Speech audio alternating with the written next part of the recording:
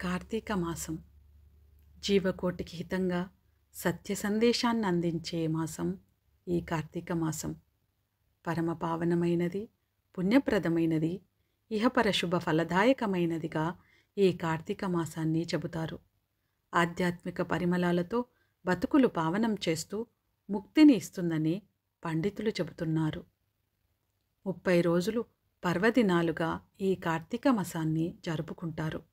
రోజుకొక అధ్యాయం చొప్పున ఈ కార్తీక పురాణాన్ని చదివినా విన్నా ఆ దేవదేవుల కృపకు పాత్రులవ్వగలరు. కార్తీక పురాణం 1వ అధ్యాయం. శ్రీమదఖిలాండ కోటి బ్రహ్మాండమునందలి ఆర్యావర్తమందు నైమిషారణ్యములో శౌనకాది మహామునులతో ఒక ఆశ్రమమును నిర్మించుకొని సకల పురాణాలు పుణ్యచరిత్రలు వారికి వినిపించుచు సూత మహాముని కాలం గడుపుచుండెను. ఒకనాడు శౌనకాది మునులు గురుతుల్యుడగు సూతునిగాంచి, ఆర్య, తమ వలన అనేక పురాణ ఇతిహాసములను వేదాంగ రహస్యములను సంగ్రహముగా గ్రహించినారము. కార్తీక మాస మహాత్యమును కూడా వివరించి దాని ఫలమును తెలుపగోరుచుంటిమి. కావున తమరా వ్రతమును వివరించవలసినది అని కోరిరి. అంతట ఆ సూత మహర్షి, ఓ మునిపుంగవులారా, ఒకప్పుడు ఇదే కోరికను నారదుడు సృష్టికర్తయగు బ్రహ్మను కోరుకొనగా, బ్రహ్మదేవుడతనికి విష్ణుమూర్తి లక్ష్మీదేవికి, సాంబశివుడు పార్వతీదేవికి తెలియజేసిన విధముగా ఆ గాథను వినిపించెదను. అట్టి పురాణ కథను మీకు తెలియచేయుదును. ఈ కథను వినుట వలన మానవులకు ధర్మార్థములు కలుగుటయే కాక వారు ఇహమందును పరమందును సకలైశ్వర్యములతో తులతూగుదురు. కావున శ్రద్ధగా ఆలకింపుడని ఇట్లు చెప్పెను. పూర్వము ఒకానొక దినంబున పార్వతీ పరమేశ్వరులు గగనంబున విహరించుచుండగా పార్వతీదేవి, ప్రాణేశ్వరా, సకలైశ్వర్యములు కలుగజేయునట్టిది, సకల మానవులు వర్ణభేదములు లేక ఆచరించదగినది, శాస్త్రసమ్మతమైనది, సూర్యచంద్రులున్నంతవరకు ఆచరింపబడేది అగు వ్రతమును వివరింపుండని కోరెను. అంతట మహేశ్వరుడు మందహాసమొనరించి, దేవి, నీవు అడుగుచున్న వ్రతము స్కాందపురాణమున చెప్పబడి ఉన్నది. దానినిప్పుడు వశిష్ఠ మహాముని మిథిలాధీశుడగు జనక మహారాజునకు వివరింపబోవుచున్నాడు. చూడు మా మిథిలానగరము వైపు అని మిథిలానగరపు దిశగా చూపించెను. అట మిథిలానగరములో వశిష్ఠుని రాకకు జనకుడు సంతసించి అర్ఘపాద్యములతో సత్కరించి కాళ్ళు కడిగి ఆ జలమును శిరస్సుపై చల్లుకొని, మహాయోగి, మునివర్య, తమ రాక వల్ల నేను, నా శరీరము, నా దేశము, నా ప్రజలు పవిత్రులమైతిమి. తమ పాదధూళిచే నా దేహము పవిత్రమైనది. తమరిటకేల వచ్చితిరో సెలవుసంగుడు అని వేడుకొనెను. అందులకు వశిష్ఠుడు, జనక మహారాజా, నేనొక మహాయజ్ఞము చేయ తలపెట్టితిని. దానికి కావలసిన అర్థబలమును అంగబలమును నిన్నడిగి క్రతువు ప్రారంభించవలెనని నిశ్చయించుకొని వచ్చితిని అని పలుకగా, జనకుడు, మునిచంద్రమా, అటులనే ఇత్తును, స్వీకరింపుడు. కానీ చిరకాలం నుండి నాకొక సందేహం కలదు. తమ బోటి దైవజ్ఞులనడిగి సంశయమును తీర్చుకోదలచితిని. నా అదృష్టము కలది ఈ అవకాశము దొరికినది. గురురత్న, సంవత్సరములో కల మాసములలో కార్తీక మాసమే ఏల అంత పవిత్రమైనది. ఆ కార్తీక మాసం యొక్క గొప్పతనమేమిటి అను సంశయము నాకు చాలా కాలం నుండి ఉన్నది. కావున తాము కార్తీక మహాత్యమును గురించి వివరింపవలసినది అని ప్రార్థించెను. వశిష్ఠ మహాముని చిరునవ్వు నవ్వి, రాజా, తప్పక నీ సంశయమును తీర్చగలను. నే చెప్పబోయే వ్రతకథ సకల మానవులు ఆచరించదగినది, సకల పాపహరమైనది అయి ఉన్నది. ఈ కార్తీక మాసము హరిహర స్వరూపము. ఈ మాసమునందాచరించు వ్రతము యొక్క ఫలము ఇంతనీ చెప్పనలవి కాదు, వినుటకు కూడా ఆనందదాయకమైనది. అంతేగాక వినినంత మాత్రమునే ఎట్టి నరక బాధలు లేక ఇహమందును పరమందును సౌఖ్యమును పొందగలరు. నీబోటి సజ్జనులు ఈ కథను అడిగి తెలుసుకొనుట ఉత్తమమైనది. శ్రద్ధగా ఆలకింపుమని ఇట్లు చెప్పసాగెను. ఓ మిథిలాదీశ్వర, జనక మహారాజా, ఏ మానవుడైనను ఏ వయస్సు వాడైనను ఉచ్చ నీచ అనే భేదము లేక కార్తీక మాసములో సూర్యభగవానుడు తులరాశి అందుండగా వేకువజామున లేచి కాలకృత్యములను తీర్చుకొని స్నానమాచరించి దానధర్మములను దేవతా పూజలను చేసినచో దాని వలన అగణిత పుణ్యఫలము లభించును. కార్తీక మాస ప్రారంభము నుండి ఇట్లు చేయుచు శివలింగార్చన, విష్ణు సహస్రనామార్చన ఆచరించుచుండవలెను. ముందుగా కార్తీక మాసమునకు ఆదిదేవతయగు దామోదరునికి నమస్కరించి, ఓ దామోదర, నేను చేయు కార్తీక వ్రతమునకు ఎట్టి ఆటంకములో రానియక నన్ను కాపాడుము అని ధ్యానించి వ్రతమును ప్రారంభించవలెను. ఓ రాజా, ఈ వ్రతమాచరించు దినములలో సూర్యోదయమునకు పూర్వమే లేచి కాలకృత్యములు తీర్చుకొని నదికి పోయి స్నానమాచరించి గంగకు, శ్రీమన్నారాయణునకు, పరమేశ్వరునకు, భైరవునకు నమస్కరించి సంకల్పము చెప్పుకొని మరలా నీట మునిగి సూర్యభగవానునకు అర్ఘ్యపాద్యమోసంగి పితృదేవతలకు క్రమప్రకారముగా తర్పణములొనర్చి గట్టుపై 3 దోసిళ్ల నీళ్లు పోయవలెను. ఈ మాసములో పుణ్యనదులైన గంగా, గోదావరి, కృష్ణ, కావేరి, తుంగభద్ర, యమున మున్నగు నదులలో ఏ ఒక్క నదిలోనైనను స్నానమాచరించిన ఎడల గొప్ప ఫలము కలుగును. తడిబట్టలు వీడి మడిబట్టలు కట్టుకొని శ్రీ మహావిష్ణునకు ప్రీతికరమైన పుష్పములను తానే కోసి తెచ్చి నిత్య ధూప దీప నైవేద్యములతో భగవంతునికి పూజ చేసి గంధము తీసి భగవంతునికి సమర్పించి తాను బొట్టు పెట్టుకుని పిమ్మట అతిథి అభ్యాగతులను పూజించి వారికి ప్రసాదమిడి తన ఇంటి వద్ద కానీ దేవాలయంలో కానీ లేక రావి చెట్టు మొదట కానీ కూర్చుండి కార్తీక పురాణమును చదువవలేను. ఆ సాయంకాలం సంధ్యావందనము ఆచరించి శివాలయమందు కానీ విష్ణువాలయమందు కానీ లేక తులసి తోట వద్ద కానీ దీపారాధన చేసి శక్తిని బట్టి నైవేద్యమును తయారు చేయించి స్వామికి సమర్పించి అందరికీ పంచిపెట్టి తర్వాత తాను భుజింపవలెను. మరునాడు మృష్టాన్నంతో భూతతృప్తి చేయవలేను. ఈ విధముగా వ్రతమాచరించిన స్త్రీ పురుషులకు పూర్వమందును ప్రస్తుత జన్మమందును చేసిన పాపము పోయి మోక్షమునకు అర్హులగుదురు. ఈ వ్రతము చేయుటకు అవకాశము లేనివారు వ్రతము చేసిన వారలను చూచి వారికి నమస్కరించినచో వారికి కూడా తత్సమాన ఫలము దక్కును. 2వ అధ్యాయము. వశిష్ఠ మహాముని జనక మహారాజుతో సోమవార వ్రత మహాత్మ్యమును గురించి ఇలా చెప్పుచున్నారు. జనక మహారాజా, ఇంతవరకు నీకు కార్తీక మాసమునందు ఆచరించవలసిన విధిక్రమము మాత్రమే తెలియజేసి తిని. కార్తీక మాసంలో సోమవార వ్రతమునకు ప్రత్యేక ప్రాముఖ్యము కలదు. కావున సోమవార వ్రత విధానమును దాని మహిమను గురించి వివరింతును. సావధానుడవై ఆలకించుము. కార్తీక మాసములో సోమవారము శివునకు అత్యంత ప్రీతికరమైన రోజు. ఆ రోజున స్త్రీ కానీ పురుషుడు కానీ ఏ జాతివారైనా కానీ రోజంతయు ఉపవాసముండి నదీ స్నానం చేసి తమ శక్తి కొలది దానధర్మములు చేసి నిష్ఠతో శివదేవునకు బిల్వపత్రాలతో అభిషేకము చేసి సాయంత్రము నక్షత్ర దర్శనము చేసిన తరువాత భుజించవలేను. ఈ విధముగా నిష్ఠతో ఉండి ఆ రాత్రంతయు జాగరణ చేసి పురాణ పఠనమునరించి తెల్లవారిన తర్వాత నదికి వెళ్ళి స్నానమాచరించి తిలాదానము చేసి తమ శక్తి కొలది పేదలకు అన్నదానము చేయవలేను.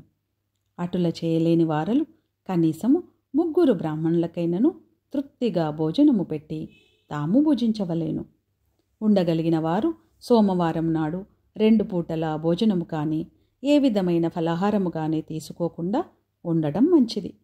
ఇట్లు కార్తీక మాసమందు వచ్చు సోమవార వ్రతమును చేసిన ఎడల పరమేశ్వరుడు కైలాస ప్రాప్తి కలిగించి శివసన్నిధికి చేర్చును.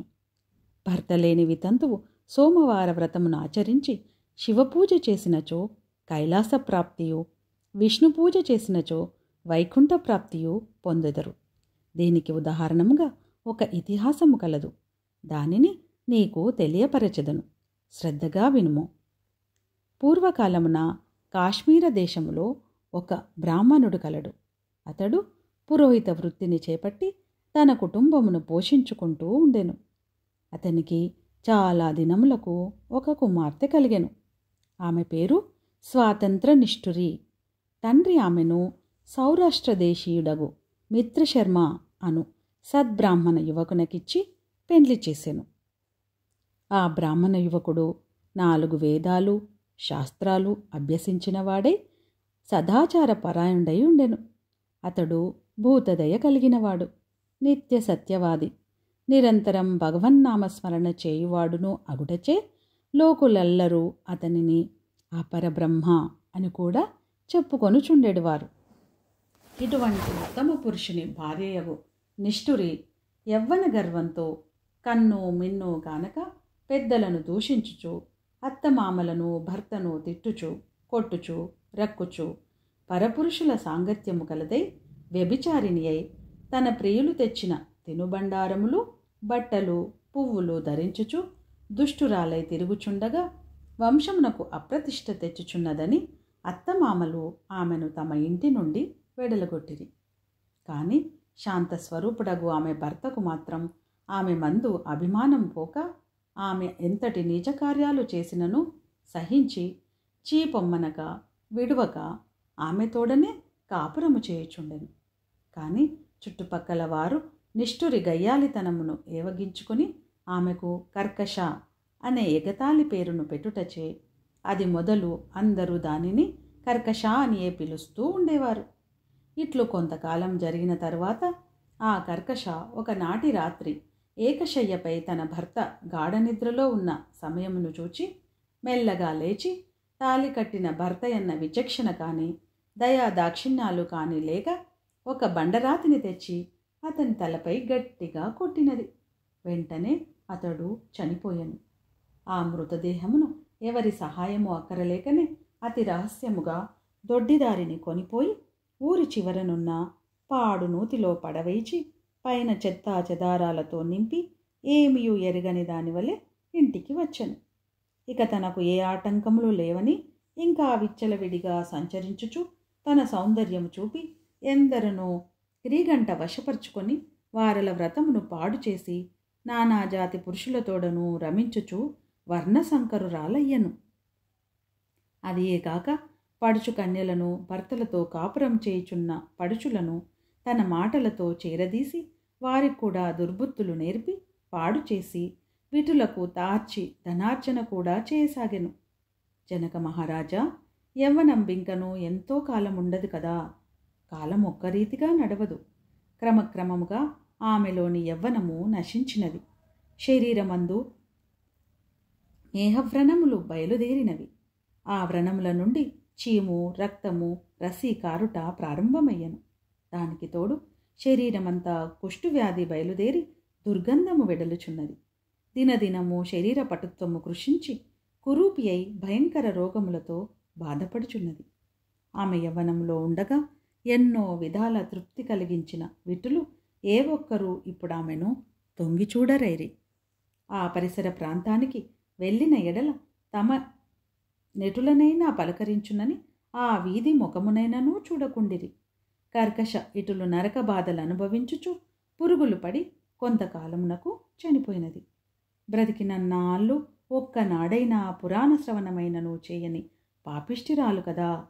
చనిపోయిన వెంటనే భయంకరులైన యమభటులామెను కొనిపోయి ప్రేతరాజగు యముని సన్నిధిలో ఉంచగా యమధర్మరాజు చిత్రగుప్తుల వారిచే ఆమె పాపపుణ్యముల జాబితాను చూపించి, భటులారా, ఈమె పాపచరిత్ర అంతింతా కాదు. వెంటనే ఈమెను తీసుకెళ్లి ఎర్రగా కాల్చిన ఇనుప స్తంభమునకు కట్టబెట్టుడు అని ఆజ్ఞాపించెను. విటులతో సిక్కించినందుకు గాను యమభటులామెను ఎర్రగా కాల్చిన ఇనుప స్తంభమును కౌగిలించుకోమని చెప్పిరి. భర్తను బండరాతితో కొట్టి చంపినందుకు గాను ఇనుప గదలతో కొట్టిరి. పతివ్రతలను వ్యభిచారిణులుగా చేసినందుకు సలసల కాగిన నూనెలో పడవేసిరి. తల్లిదండ్రులకు అత్తమామలకు అపకీర్తి తెచ్చినందుకు సీసము కరిగించి నోటిలోనూ చెవులలోనూ పోసి ఇనుప కడ్డీలు కాల్చి వాతలు పెట్టిరి. తుదకు కుంభీపాకమను నరకములో వేయగా అందు ఇనుప ముక్కలు గల కాకులు విషసర్పాలు తేళ్ళు జర్రులు కుట్టినవి. ఆమె చేసిన పాపములకు ఇటు 7 తరాల వాళ్ళు అటు 7 తరాల వాళ్ళు నరక బాధలు పడుచుండిరి. ఆ ప్రకారంగా నరక బాధలను అనుభవించి కడకు కళింగ దేశమున కుక్క జన్మ ఎత్తి ఆకలి బాధ పడలేక ఇల్లిల్లు తిరుగుచుండగా కర్రలతో కొట్టువారు కొట్టుచు, తిట్టువారు తిట్టుచు, తరుమువారు తరుముచూ ఉండిరి. ఇట్లుండగా ఒకానొక నాడు శ్రోత్రియ బ్రాహ్మణుడు కార్తీక సోమవార వ్రతం ఆచరించి ఉపవాసముండి సాయంత్రము నక్షత్ర దర్శనము చేసి బలి అన్నము అరుగుపై పెట్టి కాళ్ళు చేతులు కడుకొనుటకై లోనకేగిన సమయమున ఈ కుక్క వచ్చి ఆ బలి అన్నమును తినెను. వ్రతనిష్టా గరిష్ఠుడైన ఆ విప్రుని పూజా విధానముచే జరిపించిన బలి అన్న మగుట చేతను ఆ రోజు కార్తీక మాస సోమవార మగుట వలను కుక్క ఆ రోజంతయు ఉపవాసముతో ఉండుట వలనను శివపూజ పవిత్ర స్థానమైన ఆ ఇంట దొరికిన ప్రసాదము తినుట వలనను ఆ శునకమునకు జన్మాంతర జ్ఞానము ఉద్భవించెను. వెంటనే ఆ శునకము, విప్రకులోత్తమా, నన్ను కాపాడుము అని మొరపెట్టుకొనెను. ఆ మాటలు బ్రాహ్మణుడు ఆలకించి బయటకు వచ్చి చూడగా కుక్క తప్ప అన్యులెవరూ లేనందున లోనికేగెను. మరల రక్షింపుము రక్షింపుము అన్ని కేకలు వినబడెను. మరల విప్రుడు బయటకు వచ్చి, ఎవరు నీవు, నీ వృత్తాంతమేమి అని ప్రశ్నించగా అంత ఆ కుక్క, మహానుభావా, ఈ పుట్టుకకు వెనుక 15 జన్మల ముందు విప్రకులాంగనను నేను. వ్యభిచారిణినై అగ్నిసాక్షిగా పెండ్లాడిన భర్తను చంపి వృద్ధాప్యంలో కుష్ఠురాలనై తనువు చాలించిన తరువాత యమదూతల వల్ల మహానరకం అనుభవించి నా పూర్వీకుల పుణ్యఫలము వల్ల ఈ జన్మలో కుక్కనైతిని. ఈరోజు మీరు కార్తీక సోమవార వ్రతము చేసి ఇచ్చట ఉంచిన బలి అన్నమును తినుట వలన నాకు ఈ జ్ఞానాదయము కలిగినది. కావున ఓ విప్రోత్తమ, నాకు మహోపకారంగా మీరు చేసిన కార్తీక సోమవార వ్రతఫలమొకటి ఇచ్చి నాకు మోక్షము కలిగించమని ప్రార్థించుచున్నాను అని వేడుకొనగా, కార్తీక సోమవార వ్రతములో చాలా మహత్యమున్నదని గ్రహించి ఆ బ్రాహ్మణుడు ఒక సోమవారం నాటి ఫలమును ఆమెకు ధారపోయగా వెంటనే ఒక పుష్పక విమానము అక్కడికి వచ్చెను. అప్పుడామె అందరికీ వందనము చేసి అక్కడి వారందరూ చూచుచుండగానే ఆ విమానము ఎక్కి శివ సాన్నిధ్యమునకేగెను.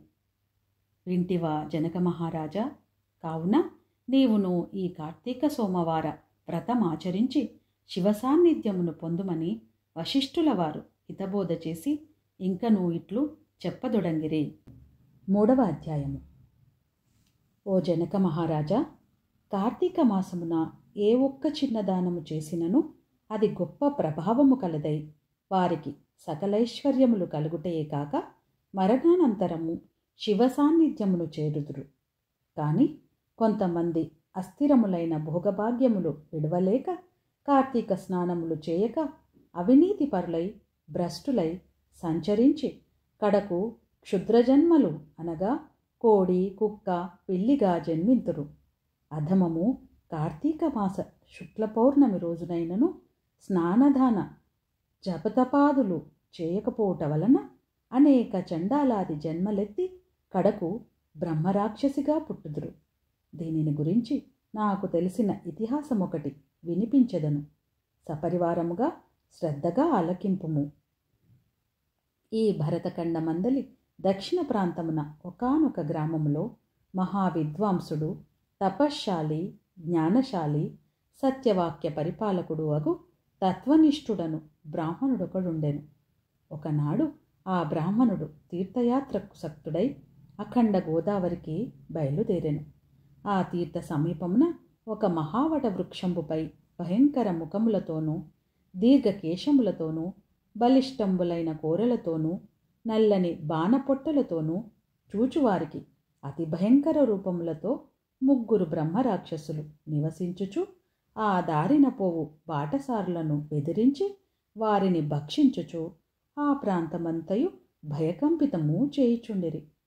తీర్థయాత్రకై బయలుదేరి అఖండ గోదావరి పుణ్యక్షేత్రమున పితృదేవతలకు పిండ ప్రదానము చేయుటకు వచ్చుచున్న విప్రుడు ఆ వృక్షము చెంతకు చేరుసరికి యథాప్రకారంగా బ్రహ్మరాక్షసులు క్రిందకు దిగి అతనిని చంపబోవు సమయమున బ్రాహ్మణుడు ఆ భయంకర రూపములను చూచి గజగజ వణుకుచు ఏమీ తోచక నారాయణ స్తోత్రము బిగ్గరగా పఠించుచు, ప్రభో అర్థత్రాణ పారాయణ, అనాథరక్షక, ఆపదలోనున్న గజేంద్రుని, నిండు సభలో అవమానాల పాలగుచున్న మహాసాధ్వి ద్రౌపదిని, బాలుడగు ప్రహ్లాదుని రక్షించిన విధముగానే ఈ పిశాచాల బారి నుండి నన్ను రక్షించు తండ్రి అని వేడుకొనగా, ఆ ప్రార్థనలు విన్న బ్రహ్మరాక్షసులకు జ్ఞానోదయం కలిగి, మహానుభావా, మీ నోటి నుండి వచ్చిన శ్రీమన్నారాయణ స్తుతి విని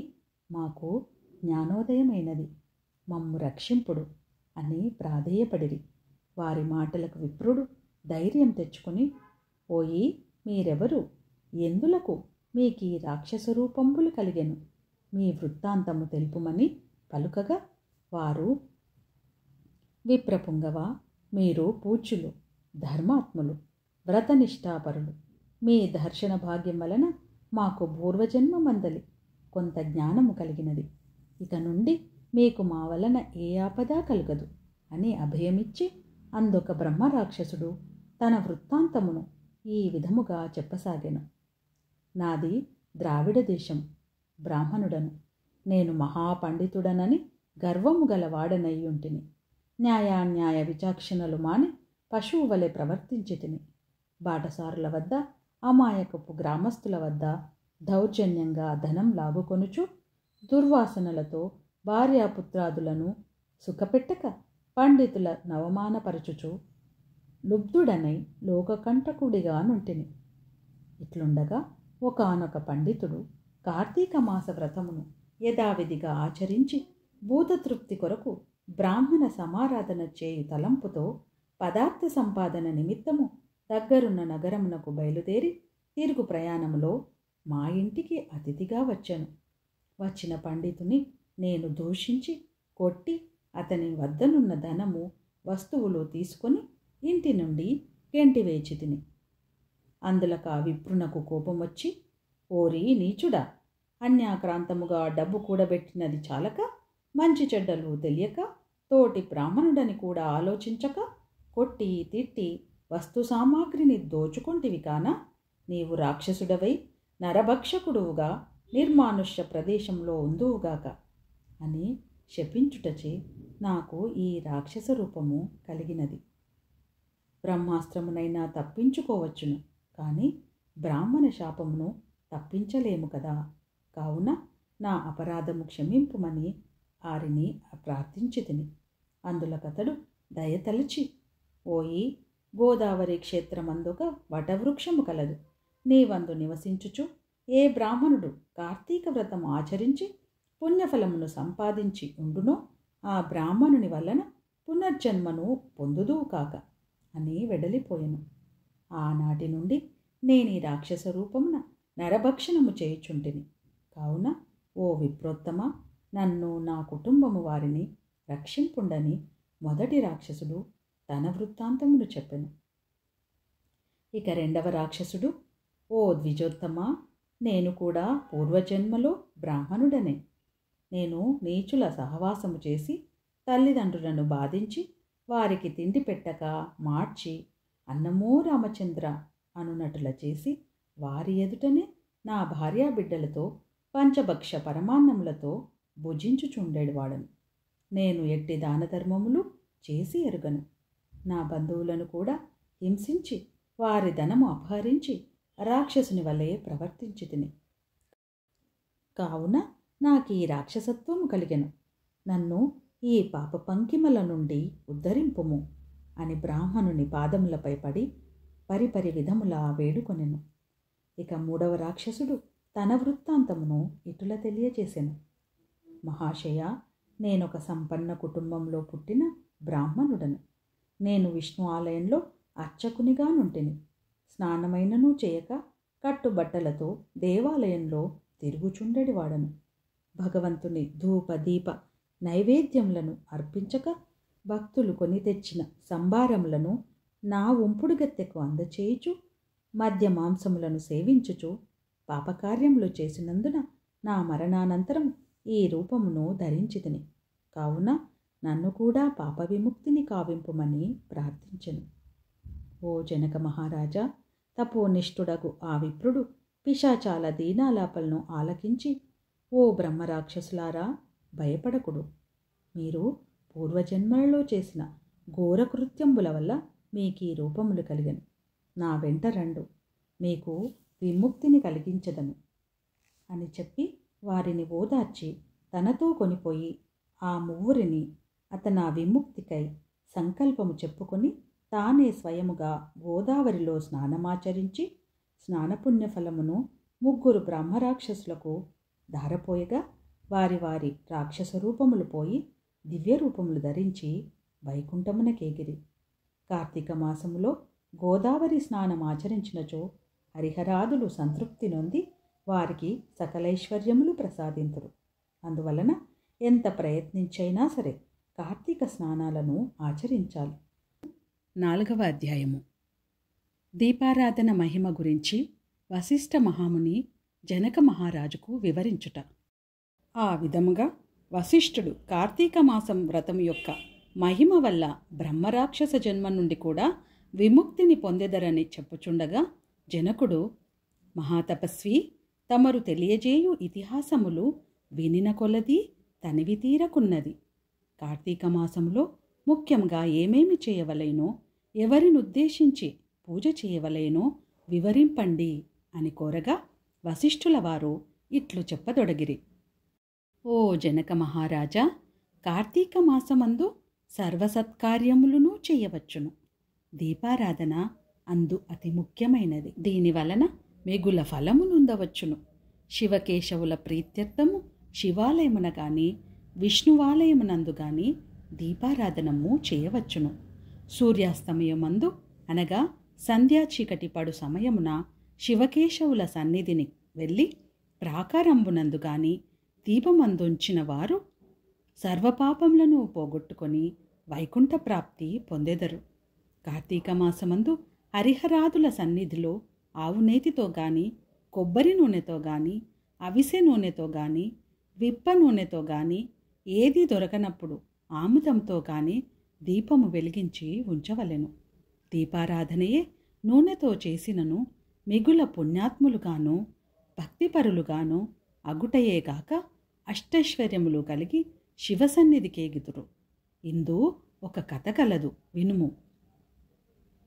పూర్వము పాంచాల దేశమును పాలించుచున్న రాజుకు సంతతి లేక అనేక యజ్ఞయాగాదులు చేసి తుదకు విసుగు చెంది గోదావరి తీరమున నిష్ఠతో తపమాచరించుచుండగా అచ్చటకు పిప్పలాదుడను మునిపుంగవుడు వచ్చి, పాంచాల రాజా, నీవెందులకింత తపమాచరించుచున్నావు? నీ కోరిక ఏమి అని ప్రశ్నించగా, ఋషిపుంగవా, నాకు అష్టైశ్వర్యములు, రాజ్యము, సంపద ఉన్నను నా వంశము నిల్పుటకు పుత్ర సంతానము లేక కృంగి కృషించి ఈ తీర్థస్థానమున తపమాచరించుచున్నాను అని చెప్పాను. అంత మునిపుంగవుడు, ఓయి, కార్తీక మాసమున శివసన్నిధిని శివదేవుని ప్రీతి కొరకు దీపారాధనము చేసిన ఎడల నీ కోరిక నెరవేరకలదు అని చెప్పి వెడలిపోయెను. వెంటనే పాంచాలరాజు తన దేశమునకు వెడలి పుత్రప్రాప్తికై అతి భక్తితో శివాలయమున కార్తీక మాసము 1 రోజులు దీపారాధన చేయించి దాన ధర్మాలతో నియమానుసారముగా వ్రతము చేసి ప్రసాదములను ప్రజలకు పంచిపెట్టుచు విడువకుండా 1 దినములు అటుల చేసెను. తత్పుణ్యకార్యము వలన ఆ రాజు భార్య గర్భవతి అయి క్రమముగా 9 మాసములు నిండిన తరువాత ఒక శుభముహూర్తమున ఒక కుమారుని కనెను. రాజకుటుంబీకులు మిగుల సంతోషించి తమ దేశమంతటను పుత్రోత్సవములు చేయించి బ్రాహ్మణులకు దానధర్మములు చేసి ఆ బాలునకు శత్రుజీ అని నామకరణము చేయించి ఆమిత గారాభముతో పెంచుచుండిరి. కార్తీక మాస దీపారాధన వలన పుత్ర సంతానము కలిగినందువలన తన దేశమంతటను ప్రతి సంవత్సరము కార్తీక మాస వ్రతములో దీపారాధనలు చేయుడని రాజు శాసించను. రాకుమారుడు శత్రుజీ దినదిన ప్రవర్తమానమగుచు సకల శాస్త్రములు చదివి ధనుర్విద్య, కత్తిసాము మొదలగునవి నేర్చుకొనెను. కాని యవ్వనము రాగానే దుష్టుల సహవాసము చేతను తల్లిదండ్రుల గారాబము చేతను తన కంటికింపగు స్త్రీలను బలత్కరించుచు ఎదిరించిన వారిని దండించుచు తన కామవాంఛ తీర్చుకొనుచుండెను. తల్లిదండ్రులు కూడా తమకు లేక కలిగిన కుమారుడు ఎడల చూచి చూడనట్లు విని విననట్లు ఉండిరి.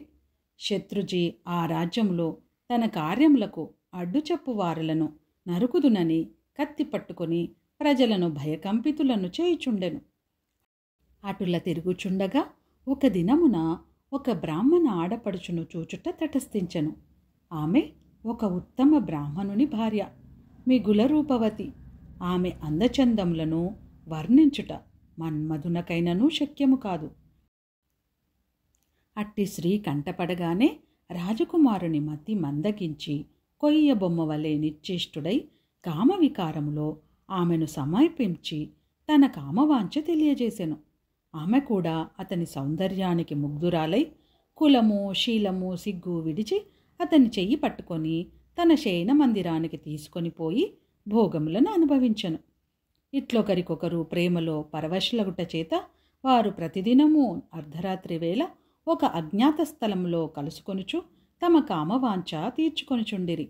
ఇటుల కొంతకాలము జరిగెను. ఎటులనో ఈ సంగతి ఆమె భర్తకు తెలిసి పసిగట్టి భార్యను రాజకుమారుని ఒకేసారిగా చంపవలెనని నిశ్చయించి ఒక ఖడ్గమును సంపాదించి సమయం కొరకు నిరీక్షించుచుండెను. ఇట్లుండగా కార్తీక శుద్ధ పౌర్ణమి రోజున ఆ ప్రేమికులిరువురును శివాలయమున కలుసుకొనవలెనని నిర్ణయించుకొని ఎవరికి వారు రహస్య మార్గమున బయలుదేరిరి. ఈ సంగతి ఎటులో పసిగట్టిన బ్రాహ్మణుడు అంతకు ముందే కత్తితో సహా బయలుదేరి గర్భగుడిలో దాగియుండెను. ఆ కాముకులిద్దరూ గుడిలో కలుసుకున్న సమయమున చీకటిగా ఉన్నది. దీపము మొండిన బాగుండును కదా అని రాకుమారుడనగా ఆమె తన పైట చెంగును చించి అక్కడున్న ఆముదపు ప్రమిదలో ముంచి దీపము వెలిగించెను. తర్వాత వారిరువును మహానందముతో ఉండగా అదే అదునుగా ఆమె భర్త తన కత్తి తీసి ఒక్క వేటుతో తన భార్యను ఆ రాజకుమారుని ఖండించి తాను కూడా పొడుచుకొని మరణించెను. వారి పుణ్యం కొలది ఆ రోజు కార్తీక శుద్ధ పౌర్ణమి సోమవారమగుట వలనను ఆ రోజు ముగ్గురునూ చనిపోవుట వలనను శివదూతలు ప్రేమికులిరువురిని తీసుకొని పోవుటకును యమదూతలు బ్రాహ్మణ్ణి తీసుకొని పోవుటకును అక్కడికి వచ్చిరి. అంత ఆ దూతలను చూచి బ్రాహ్మణుడు, ఓ దూతలారా, నన్ను తీసుకొని వెళ్ళుటకు మీరేలా వచ్చినారు? కామాంధకారంతో కన్ను మిన్ను తెలియక పశుప్రాయముగా వ్యవహరించిన ఆ వ్యభిచారుల కొరకు శివదూతలు విమానములో వచ్చుటేలా చిత్రముగానున్నదే అని ప్రశ్నించను. అంతటా ఆ యమకింకరులు, ఓ బ్రాహ్మణ, వారంతటి నీచులైనను ఈ పవిత్ర దినమున అనగా కార్తీక పౌర్ణమి సోమవారపు దినమున తెలిసో తెలియకో శివాలయంలో శివుని సన్నిధిని దీపం వెలిగించుట వలన అప్పటి వరకు వారు చేసిన పాపములన్నీయునూ నశించిపోయినవి. కావున వారిని కైలాసమునకు తీసుకొని పోవుటకు శివదూతలు వచ్చినారు అని చెప్పగా ఈ సంభాషణమంతయు వినుచున్న రాజకుమారుడు, అలా ఎన్నటికి నీ జరగనివ్వను. తప్పొప్పులు ఎలాగున్నప్పటికీ మేం ముగ్గురము ఒకే సమయంలో ఒకే స్థలంలో మరణించితిమి కనుక ఆ ఫలము మా అందరికీ వర్తించవలసినదే అని తాము చేసిన దీపారాధన ఫలములో కొంత ఆ బ్రాహ్మణునకు దానము చేసెను. వెంటనే అతనిని కూడా పుష్పక విమానం ఎక్కించి శివ సాన్నిధ్యమునకు చేర్చిరి. వింటివా రాజా, శివాలయంలో దీపారాధన చేయుట వలన ఆ ప్రేమికులు చేసిన పాపములు పోవుటయేగాక కైలాస ప్రాప్తి కూడా కలిగెను. కావున కార్తీక మాసములో నక్షత్రమాలయందు దీపముంచిన వారు జన్మరాహిత్యం పొందుదురు. 5వ అధ్యాయము వనభోజన మహిమ. ఓ జనక మహారాజా, కార్తీక మాసంలో స్నానదాన పూజానంతరమున శివాలయమందు గాని విష్ణువాలయం నందు గాని శ్రీమద్ భగవద్గీత పారాయణము తప్పక చేయవలెను. అట్లు చేసిన వారి సర్వ పాపములను నివృత్తియగును. ఈ కార్తీక మాసంలో కరవీర పుష్పములు శివకేశవులకు సమర్పించిన వారు వైకుంఠమునకు వెళ్ళుదురు. భగవద్గీత కొంతవరకు పఠించిన వారికి విష్ణులోకం ప్రాప్తించును. కడకు అందలి శ్లోకములో ఒక్క పాదమైనను కంఠస్థమొనరించిన ఎడల విష్ణు సాన్నిధ్యము పొందుదురు.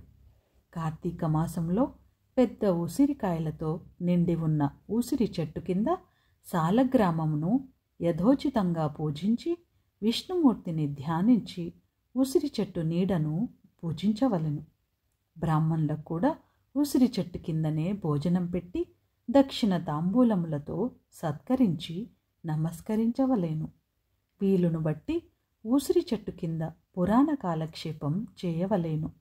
ఈ విధంగా చేసిన బ్రాహ్మణ పుత్రునకు నీచ జన్మం పోయి నిజరూపము కలిగెను అని వశిష్ఠుల వారు చెప్పిరి.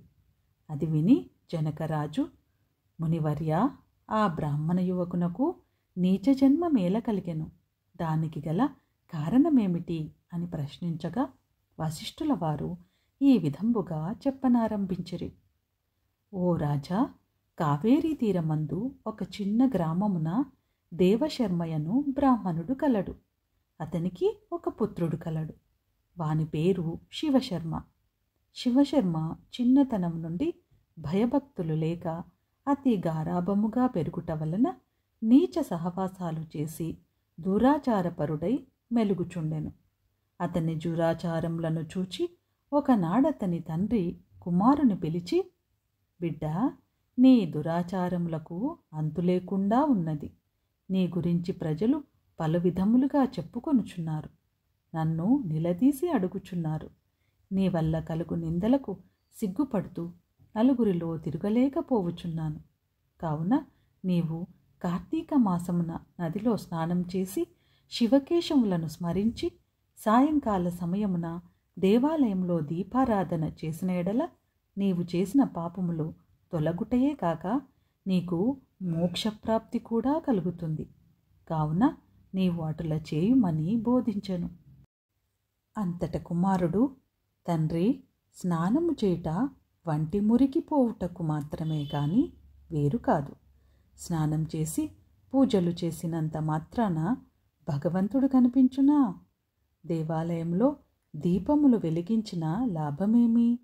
వాటిని ఇంటిలోనే పెట్టుట మంచిది కదా అని వ్యతిరేకార్థములతో పెడసరంగా సమాధానమిచ్చెను. కుమారుని సమాధానము విని తండ్రి, ఓరి నీచుడా, కార్తీక మాస ఫలము అంత చులకనగా చూస్తున్నావు. కావున నీవు అడవిలో రావి చెట్టు తొర్రయందు ఎలుక రూపంలో బ్రతికెదవుగాక అని కుమారుని శపించెను.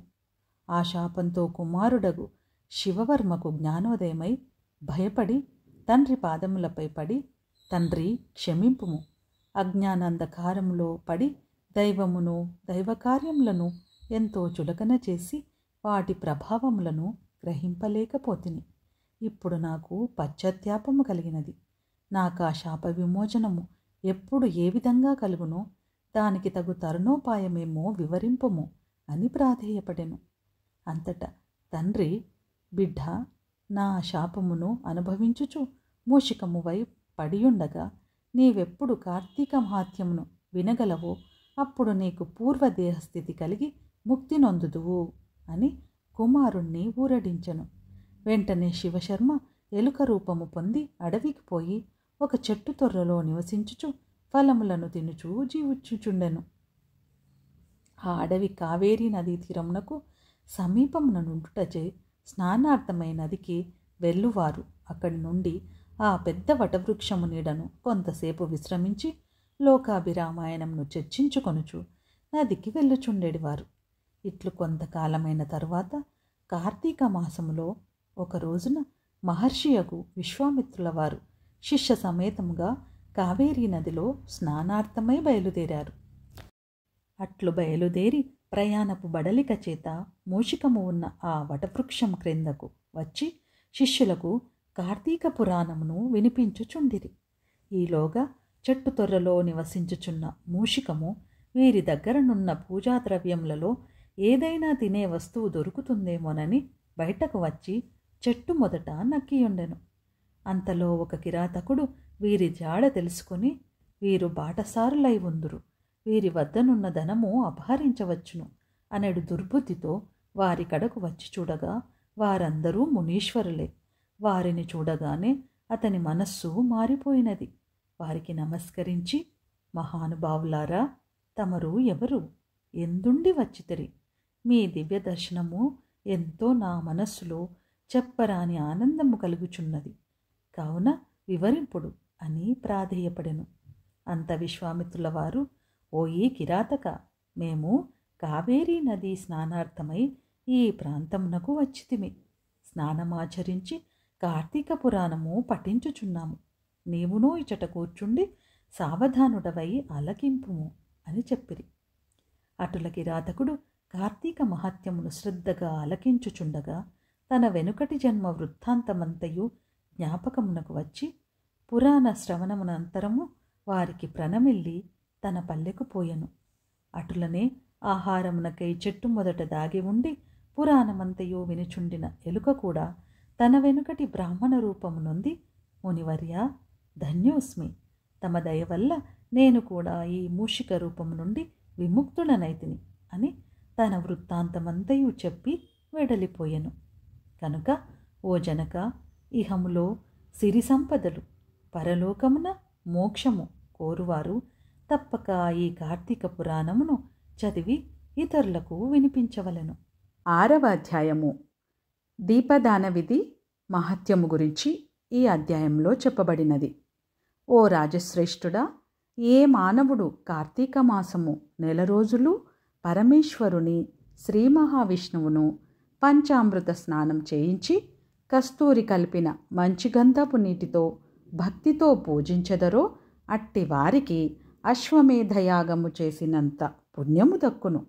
అటులనే ఏ మానవుడు కార్తీక మాసమంతయు దేవాలయమునందు దీపారాధన చేయును వారికి కైవల్యము ప్రాప్తించును.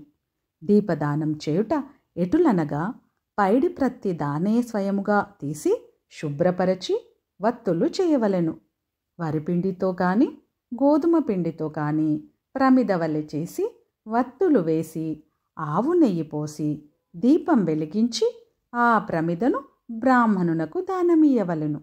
శక్తి కొలది దక్షిణ కూడా ఇవ్వవలెను. ఈ ప్రకారంగా కార్తీక మాసమందు ప్రతిదినమూ చేసి ఆఖరి రోజున వెండితో ప్రమిదను చేయించి బంగారముతో వత్తిని చేయించి ఆవు నెయ్యి నిండుగా పోసి వెనుక చేసిన ప్రకారంగా గోధుమ పిండితో ప్రమిదను చేసి ఆవు నెయ్యి పోసి దీపం వెలిగించి ఈ 4 రోజులు దానము చేసిన బ్రాహ్మణునికే ఇది కూడా దానము చేర్చిన ఎడల సకల ఐశ్వర్యములు కలుగుటయే కాక మోక్షప్రాప్తి కలుగును. దీపదానం చేయువారు ఇట్లు వచింపవలెను. సర్వజ్ఞానప్రదం దివ్యం సర్వసంపత్సుఖవహం దీపదానం ప్రదాస్యామి శాంతిరస్తు సదా మమ అని స్తోత్రం చేసి దీపదానం చేయవలెను. దీని అర్థమేమనగా, అన్ని విధముల జ్ఞానము కలుగచేయునదియు సకల సంపదలు ఇచ్చునదియగును ఈ దీపదానమును చేయుచున్నాను, నాకు శాంతి కలుగుగాక అని అర్థం. ఈ విధముగా దీపదానం చేసిన తరువాత బ్రాహ్మణ సమారాధన చేయవలెను. శక్తి లేని ఎడల 10 మంది బ్రాహ్మణులకైలను భోజనమిడి దక్షిణ దాంబుదాదులు ఇవ్వవలెను. ఈ విధంగా పురుషులు కానీ స్త్రీలు కానీ ఏ ఒక్కరు చేసినను సిరి సంపదలు, విద్యాభివృద్ధి, ఆయువృద్ధి కలిగి సుఖంగా ఉండెదరు. దీనిని గురించి ఒక ఇతిహాసం కలదు, దానిని వివరించదను, ఆలకింపుమని వశిష్ఠుడు జనక మహారాజుతో ఈ విధంగా చెప్పసాగెను. పూర్వకాలమున ద్రవిడ దేశమునందొక గ్రామమున ఒక స్త్రీ కలదు. ఆమెకు పెండ్లైన కొలది కాలమునకే భర్త చనిపోయెను. సంతానము కానీ ఆఖరికి బంధువులు కానీ లేరు. అందుచే ఆమె ఇతరుల ఇండ్లలో దాసి పని చేయుచు అక్కడనే భుజించుచు, ఒకవేళ వారి సంతోషము కొలది ఏమైనా వస్తువులు ఇచ్చిన ఎడల ఆ వస్తువులను ఇతరులకు హెచ్చు ధరకు అమ్ముకొనుచు, ఆ విధంగా తన వద్ద పోగైన సొమ్మును వడ్డీలకిచ్చి మరింత డబ్బును కూడబెట్టుకొనుచు, దొంగలు దొంగిలించి కూడా తీసుకువచ్చిన వస్తువులను తక్కువ ధరకు కొని ఇతరులకు ఎక్కువ ధరకు అమ్ముకొనుచు సొమ్ము కూడబెట్టుకొనుచుండెను. ఈ విధంగా కూడబెట్టిన ధనమును వడ్డీలకిస్తూ శ్రీమంతుల ఇండ్లల్లో దాసీ పనులు చేస్తూ తన మాటలతో వారిని మంచి చేసుకుని జీవించుచుండెను. ఎంత సంపాదించిననేమి ఆమె ఒక్క దినము కూడా ఉపవాసము కానీ దేవుని మనసారా ధ్యానించుట కానీ చేసి ఎరగదు. పైగా వ్రతములు చేసేవారిని తీర్థయాత్రలకు వెళ్ళేవారిని చూచి అవహేళన చేసి ఏ ఒక్క భిక్షగానికిని పిడికెడు బియ్యము పెట్టక తాను తినక ధనమును కూడబెట్టుచుండేటిది. అటుల కొంతకాలం జరిగెను. ఒక రోజున ఒక బ్రాహ్మణుడు శ్రీరంగంలోని శ్రీరంగనాయకులను సేవించుటకు బయలుదేరి మార్గమధ్యమున ఈ స్త్రీ ఉన్న గ్రామమునకు వచ్చి ఆ దినమున అక్కడొక సత్రములో మజిలీ చేసెను. అతడా గ్రామంలోని మంచి చెడ్డలను తెలుసుకుని ఆ పిసినారి స్త్రీ సంగతి కూడా తెలుసుకొని ఆమె దగ్గరకు వెళ్ళి, అమ్మా, నా హితవచనమును ఆలకింపుము. నీకు కోపము వచ్చినా సరే నేను చెప్పుచున్న మాటలను ఆలకింపుము. మన శరీరములు శాశ్వతము కాదు, నీటి బుడగల వంటివి. ఏ క్షణంలో మృత్యువు మనలను తీసుకొని పోవునో ఎవరూ చెప్పలేరు. పంచభూతములు సప్తధాతువులతో నిర్మించబడిన ఈ శరీరములోని ప్రాణము జీవము పోగానే చర్మము మాంసము కుళ్ళి దుర్వాసన కొట్టి అసహ్యముగా తయారగును. అటువంటి ఈ శరీరాన్ని నీవు నిత్యమని భ్రమించుచున్నావు. ఇది అజ్ఞానముతో కూడిన దురాలోచన. తల్లి, నీవు బాగా ఆలోచించుకొనుము. అగ్నిని చూచి మిడత దానిని తిందామని భ్రమించి దగ్గరకు వెళ్ళి భస్మమగుచున్నది. అటులనే మానవుడు కూడా ఈ తనువు శాశ్వతమని నమ్మి అంధకారంలో పడి నశించుచున్నాడు. కావున నా మాటలాలకించి నీవు తినక ఇతరులకు పెట్టక అన్యాయముగా ఆర్జించిన ధనము ఇప్పుడైనా పేదలకు దానధర్మములు చేసి పుణ్యమును సంపాదించుకొనుము. ప్రతిదినము శ్రీమన్నారాయణుని స్మరించి వ్రతాధికములు చేసి మోక్షమునొందుము. నీ పాప పరిహారార్థముగా వచ్చే కార్తీక మాసమంతయు ప్రాతకాలమున నదీ స్నానం ఆచరించి దానధర్మములు చేసి బ్రాహ్మణులకు భోజనము పెట్టినచో వచ్చే జన్మలో నీవు పుణ్యవతివై సకల సౌభాగ్యములు పొందగలవని ఉపదేశమిచ్చెను. అంతటా ఆ వితంతువురాలు బ్రాహ్మణుడు చెప్పిన మాటలకు తన్మయత్తురాలై మనస్సు మార్చుకొని నాటి నుండి దానధర్మములు చేయుచు కార్తీక మాస వ్రతము ఆచరించుటచే జన్మరాహిత్యమై మోక్షమును పొందెను. కావున కార్తీక మాస వ్రతములో అంత మహత్యమున్నది అని జనక మహారాజుకు వశిష్ఠ మహర్షి బోధించెను. 7వ అధ్యాయం శివకేశవార్చన విధులు. వశిష్ఠులు వారు జనకునకింకను ఇటుల బోధించిరి. ఓ రాజా, కార్తీక మాసము గురించి దాని మహత్యమును గురించి ఎంత వినినను తనివి తీరదు. ఈ మాసములో శ్రీ మహావిష్ణువును సహస్ర కమలములతో పూజించిన వారి ఇంట లక్ష్మీదేవి స్థిరముగా నుండును. తులసీదళములతో గాని బిల్వపత్రములతో గాని సహస్రనామ పూజ చేసిన వారికి జన్మరాహిత్యము కలుగును. కార్తీక మాసమందు ఉసిరి చెట్టు కింద సాలగ్రామముంచి భక్తితో పూజించిన వారికి కలుగు మోక్షము అంతా ఇంతా కాదు. అటులనే బ్రాహ్మణులకు కూడా ఉసిరి చెట్టు కింద భోజనము పెట్టి తాను తినిన సర్వపాపములు పోవును. ఈ విధముగా కార్తీక స్నానములు దీపారాధనలు చెయ్యలేని వారు ఉదయం సాయంకాలం ఏ గుడికైనను వెళ్ళి భక్తితో సాష్టాంగ నమస్కారములైనను చేసినెడల వారి పాపములు నశించును. సంపత్తి గలవారు శివకేశవుల ఆలయములకు వెళ్ళి భక్తితో దేవతార్చన హోమాదులు దానధర్మములు చేసినచో అశ్వమేధము చేసినంత ఫలము దక్కుటయేగాక వారి పితృదేవతలకు కూడా వైకుంఠ ప్రాప్తి కలుగును. శివాలయమున గాని వైష్ణవాలయమున గాని జెండా ప్రతిష్ఠించినచో యమకింకర్లకు దగ్గరకు రాలేరు.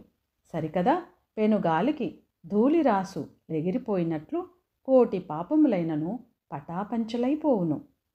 ఈ కార్తీక మాసంలో తులసి కోట వద్ద ఆవు పేడతో అలికి వరిపిండితో శంకు చక్ర ఆకారముల ముగ్గులు పెట్టి నువ్వులు ధాన్యము పోసి వానిపై ప్రమిద నుంచి నిండా నువ్వులు నూనె పోసి వత్తిని వేసి వెలిగించవలెను. ఈ దీపము రాత్రింబవళ్ళు ఆరకుండా ఉండవలెను. దీనినే నందాదీపం అందురు. ఈ విధముగా చేసి నైవేద్యమిడి కార్తీక పురాణము చదువుచుండిన ఎడల హరిహరాదులు సంతసించి కైవల్యము సంగెదరు. అటులనే కార్తీక మాసంలో ఈశ్వరుణ్ణి జిల్లేడు పూలతో అర్పించిన ఆయుర్ వృద్ధి కలుగును. సాలగ్రామమునకు ప్రతినిత్యము గంధము పట్టించి తులసీ దళములతో పూజింపవలెను. ఏ మనుజుడు ధనము బలము కలిగియు కార్తీక మాసమందు పూజాదులు సలపడో ఆ మానవుడు మరుజన్మలో శునకమై ఉండి తిండి దొరకక ఇంటింటా తిరిగి కర్రలతో దెబ్బలు తింటూ నీచ స్థితిలో చచ్చును. కావున కార్తీక మాసము 1 రోజులు పూజలు చేయలేని వారు ఒక్క సోమవారమైనను చేసి శివకేశవులను పూజించినను మాసఫలము కలుగును. కనుక ఓ మహారాజా, నీవు కూడా ఈ వ్రతము ఆచరించి తరింపుమని చెప్పెను. నమః శివాభ్యాం నవయౌవనాభ్యాం పరస్పరాశ్లిష్టవపుర్ధరాభ్యాం నాగేంద్రకన్యా వృషకేతనాభ్యం నమో నమః శంకర పార్వతీభ్యాం.